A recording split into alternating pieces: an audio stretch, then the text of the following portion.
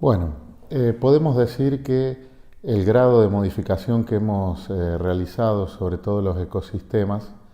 nos ha llevado a vivir tiempos difíciles. Además se han juntado varias crisis que se están potenciando entre sí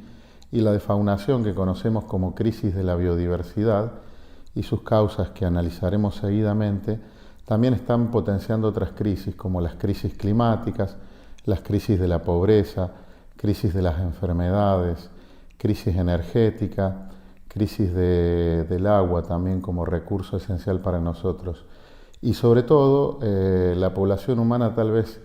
tenga raíz todas estas crisis en una crisis ética, que significa que estamos tomando todos los recursos de una manera muy rápida, sin importarnos su renovación natural, y eso está obviamente impactando sobre la sociedad, por lo cual de aquí en más me voy a referir en vez de a crisis ambientales, a crisis socioambientales, porque las sociedades dependemos inextricablemente de los recursos naturales que estamos impactando. Ahora veamos brevemente las causas de la defaunación. En principio, la agricultura es posiblemente el cambio ecológico más importante en 3.500 millones de años de existencia de la vida. ¿Por qué? Porque somos la primera especie que logramos domesticar un pequeño número de especies y sobrevivir fuera de la carga, de la capacidad de carga de los ecosistemas. La domesticación de los principales cultivos y de unas pocas especies de animales nos permitió aumentar poblacionalmente y no tener que interaccionar más con la naturaleza como antes. Y como consecuencia de eso, de la agricultura también se pueden formar ciudades, vienen las divisiones de las clases sociales. Antes éramos cazadores-recolectores y teníamos, por ejemplo, propiedades comunitarias. Empieza el concepto de acumulación de riquezas, de propiedad privada y varios conceptos que terminan sobre todo en una gran parte de la población, luego de que se tecnifica la agricultura, viviendo en las ciudades y completamente aislada de la naturaleza. Con lo cual ahí empezamos a tener una disociación artificial muy fuerte entre el componente humano, o sea, entre las sociedades humanas y la naturaleza. Esa disociación hace que no podamos relacionar que nuestros principales recursos para la subsistencia vienen directamente de la naturaleza. Ahora bueno, esto nos permitió, junto con el control de las enfermedades a través de la medicina, sobrepoblar la tierra y tuvimos que aumentar nuestras superficies de cultivos. Eso sumado a la revolución industrial que a través del consumo de combustibles fósiles y la creación de maquinarias cada vez más eficientes nos permiten transformar muy rápidamente los ecosistemas de los que dependemos y básicamente lo que estamos haciendo es reducir la diversidad de la tierra a muy pocas especies que son necesarias para nuestra supervivencia por la gran cantidad de alimentos que producen. La revolución industrial también llevó a otras cuestiones importantes, como fue la contaminación rápida a través de la liberación de dióxido de carbono y otros gases de efecto invernadero. La agricultura también provoca eso y se suma ahora el cambio climático como un factor importante. Para que tengamos idea, en la agricultura tecnificada, cada 6 calorías que yo invierto, obtengo una caloría de alimento. Y, por ejemplo, un cazador-recolector del Amazonas o de África, de la zona de los desiertos donde viven los bosquimanos, por cada caloría que ellos invierten, obtienen 6 de alimento. O sea que la agricultura es ineficiente energéticamente. Razón por la cual solo puede ser sostenida a partir de insumos que generan contaminación o generan también una ecuación energética que termina calentando el clima. Otra causa que no podemos olvidar de esta defaunación es lo que yo llamo la monetarización. En algún momento todos teníamos que producir algo para intercambiarlo a través del trueque, pero cuando se crea la moneda, primero en el primero de los casos eran con metales preciosos y después directamente con billetes, se genera una economía virtual y una producción, digamos que de dinero que no siempre está relacionada con la producción de materiales, con lo cual hoy sabemos que las inversiones de grandes bancos, las deudas y los capitales pueden y tienden a generar un extractivismo acelerado de los recursos naturales que lo ven como posibilidades de inversión y ganancia a corto plazo y poco se preocupan por la sostenibilidad en el tiempo de esos recursos naturales. Obviamente que todos estos son factores que están haciendo que esta sexta extinción de flora y fauna en la Tierra esté sumamente acelerada. También lo cierto es que existen lo que llamamos ciclos biogeoquímicos del agua, del carbono, del fósforo, del nitrógeno, que son ciclos que relacionan a todos los seres vivientes. Con lo cual, lo que va a ocurrir a corto plazo es que esos ciclos están siendo afectados y va a ser afectada sin dudas la calidad de vida en el planeta e incluso se puede poner en riesgo la supervivencia por lo menos de algunas poblaciones humanas. Otra cuestión importante es que estamos extrayendo más recursos que nunca de la biosfera. Por ejemplo, los humanos nos alimentamos ya con más del 50% de todo lo que produce la biosfera, utilizamos más del 60% del agua disponible. Sin embargo, esa distribución no es equitativa. Tenemos una pequeña parte de la población humana que toma muchos recursos naturales y tenemos una gran parte de la población humana que no tiene lo mínimo para alimentarse, con lo cual esa gente que está en situaciones también precarias, por esa falta de equidad de la distribución de los recursos, muchas veces modifica su ambiente también aceleradamente o provoca problemas porque tiene que subsistir. Con todo esto, bueno, llegamos un poco a la visión de que las sociedades son cosas construidas por los humanos, son elementos que no existían en los ambientes y las hemos construido gracias a nuestro raciocinio. Tal vez los humanos seamos la única especie viviente que además de tener una carga genética nos formamos en una cultura y en una sociedad que nos impone una visión del mundo y una ideología de cómo aprovechar y explotar el mundo. O sea que por un lado la pregunta sería ¿qué estamos aprendiendo nosotros desde el punto de vista cultural y social para enfrentar esta crisis de la biodiversidad que sin dudas va a poner en vilo la supervivencia del hombre? Si bien no estamos aprendiendo mucho porque tal vez estemos aprendiendo más a consumir en exceso, tal vez estemos desconociendo enormemente la naturaleza y sus ciclos. De hecho, la mayor parte de la población citadina conoce muy poco de la naturaleza que los rodea. Lo cierto es que podemos cambiar en pocas generaciones. Eso significa que en vez de tener una visión antropocéntrica del desarrollo sostenible, o sea, basada solamente en consumir recursos naturales, generar desechos y el sistema socioeconómico como central,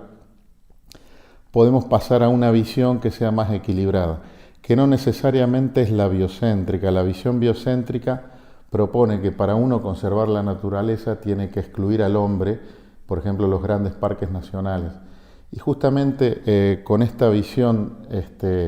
de los derechos de la madre tierra, que sale desde culturas incaicas o de culturas latinoamericanas todavía relacionadas con la naturaleza, yo creo que hay una tercera posición interesante,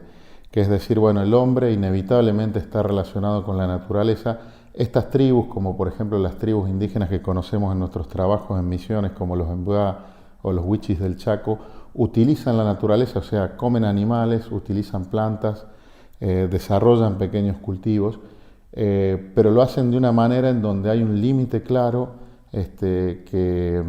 hace que aprovechen de una manera sostenible la naturaleza. Podemos llamar esta visión como la sostenibilidad del sistema socioecológico total. Podemos decir entonces que las sociedades tienen que apoyarse, basarse y si bien utilizar los recursos naturales, tienen que reconocer su importancia para la supervivencia y la importancia de la supervivencia de todas las especies que nos rodean para que los ciclos ecosistémicos y los ciclos biogeoquímicos nos permitan seguir habitando la Tierra. Y si no, bueno, estaremos expuestos a situaciones de supervivencia que ya han ocurrido en otras civilizaciones que han agotado sus recursos y que nos llevarán a problemas, digamos, que van a afectar tanto al ámbito político como cultural como económico y que, bueno, su desenlace es incierto. Entonces, bueno, yo creo que un poco los derechos de la naturaleza nos remontan a olvidarnos un poco de la visión biocéntrica que es también generada en esta sociedad neoliberal en donde pasamos o destruimos los ecosistemas o no podemos tocar nada, lo cual es irreal en los dos casos, a una visión un poquito más amplia en donde Usemos los recursos naturales, los valoremos, los conozcamos y los explotemos racionalmente más allá de la ambición socioeconómica de algunos sectores. Esto creo que es algo muy importante y verdaderamente no tenemos más tiempo para seguir malversando nuestros recursos naturales porque estamos tocando límites que se ven en muchos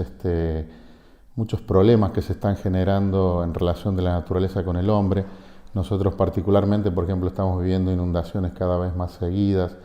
en parte agravadas por la deforestación enorme que hemos tenido sobre nuestros ecosistemas. Por ejemplo, Santa Fe es un caso que ha perdido el 80-90% de sus bosques. Argentina ha perdido el 70% de los bosques. Y no olvidemos que cuando perdemos especies y ecosistemas, los perdemos para siempre. Y no tengamos la soberbia de creer que los vamos a poder reconstituir a partir de la tecnología, porque eso está lejos de ser posible en la mayoría de los seres vivientes. Entonces, bueno, un mensaje final sería que podríamos poner al servicio de un sistema socioecológico total mucho más equitativo, mucho más justo con los otros seres vivientes, y yo creo que podemos cambiar en pocas generaciones a través de la educación y la formación social, pero para eso tenemos que comprender el problema y actuar tanto los medios de comunicación como las fuerzas políticas como la sociedad en general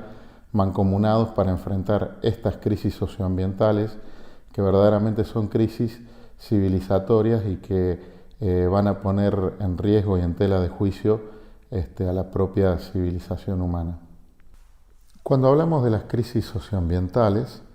estamos delante de un problema complejo. Es un problema que tiene muchas aristas. Tiene claramente una arista ambiental en donde tenemos los recursos naturales, la flora, la fauna, los ríos. Pero, por ejemplo, el sistema humano, que en parte es ambiental porque los humanos venimos del ambiente,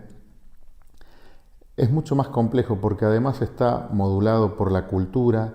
por la formación social y además los humanos tenemos una psicología compleja. Entonces el sistema humano es un sistema en parte natural, pero en parte, como decía, los humanos somos artefactos, nos podemos modelar a partir de la cultura. Y no debemos olvidarnos que hemos inventado sistemas políticos que son sistemas que tratan las relaciones de poder y la organización de las sociedades, las relaciones de poder entre los sectores sociales. Y otra cuestión importante del desarrollo humano es la economía, que la economía básicamente es el intercambio de mercancías y servicios, pero también es un área que, como la política, concentra mucho poder y condiciona mucho los medios de comunicación, la información educativa que se transmite, e incluso entre la política y la economía existe un tándem de relación muy estrecha, en donde sabemos muy bien que grandes poderes económicos influencian procesos políticos. Por otro lado tenemos a la cultura, y dentro de la cultura yo quiero destacar, además de las culturas estas nativas que tienen mucho para decir sobre el manejo sabio de los recursos naturales, sobre todo porque son culturas no consumistas que vivieron integradas a sus ambientes, yo creo que estos problemas complejos tienen que ser abordados también por la ciencia, por una ciencia transdisciplinaria, una ciencia que tenga en cuenta disciplinas de todas estas ramas que fui nombrando antes y que además generen una relación profunda entre las disciplinas como para que rompamos los paradigmas disciplinarios que no nos están permitiendo abordar el problema en todo su contexto. Entonces yo creo que la ciencia es muy fuerte porque la ciencia se basa en teoría, hechos y siempre contrasta con la realidad. Y a través de la filosofía posiblemente la ciencia sea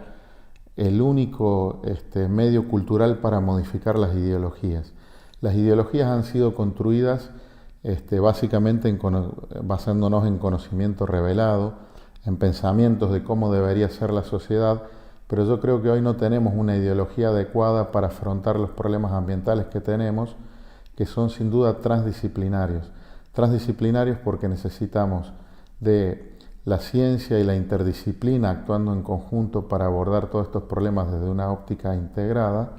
Además necesitamos la participación de las sociedades y de la población, una población que tiene que ser informada también de lo que es la ciencia y de los problemas que enfrentamos, y tenemos que también aplicar, como decía hoy, un plan educativo que debería ser masivo para que podamos revertir esta problemática de los recursos naturales antes de que se vuelva una problemática, digamos,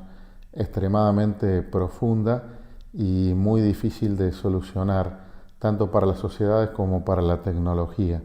Y dejemos un poquito de lado lo que yo llamo soberbia tecnológica, que es creer que la tecnología va a solucionar todos nuestros problemas. Sin duda es que cuando los organismos vivientes están afectados, la tecnología hay muchas cosas que no la puede solucionar, y la extinción de especies es una de ellas.